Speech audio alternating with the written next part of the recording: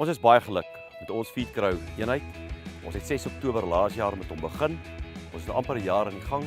Die nasorgdiens wat die mense vir ons gee is uitmuntend. Jy kan enige tyd bel, hulle is dadelik hier. Dit is baie lae risiko.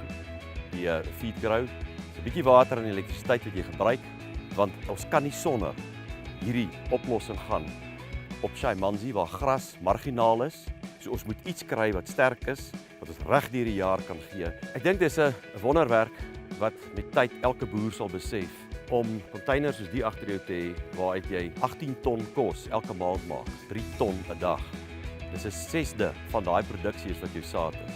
Wat vir my uitstaan is dat die saad wat ek die kant insit 6 dae later, is dit 6 keer die gewig wat ek aan die kant ingesit het. Dit staan vir my uit dat dit groenvoer reg deur die tyd is. Dit staan vir my uit dat dit hoë proteïen, vry vloeiende proteïen in het. Dis konstant. Voeding is 60%, sê die slim manne, en die genetika so 40%. Jy sien dit op jou diere. Jy sien die hoewe, jy sien die blindvelle, jy sien die horings, jy sien dit amper groei, daai horings, met die verbyvloei proteïene wat in hierdie garsproduksie is.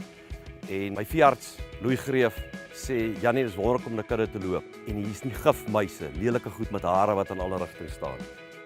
Jy het nie 'n klomp kunsmis nie, jy het nie grond nie, jy het nie brande nie, jy het nie 'n klomp deadline om jou diere die hele dag te versorg nie en Feedcrow daai oplossing vir ons gebring.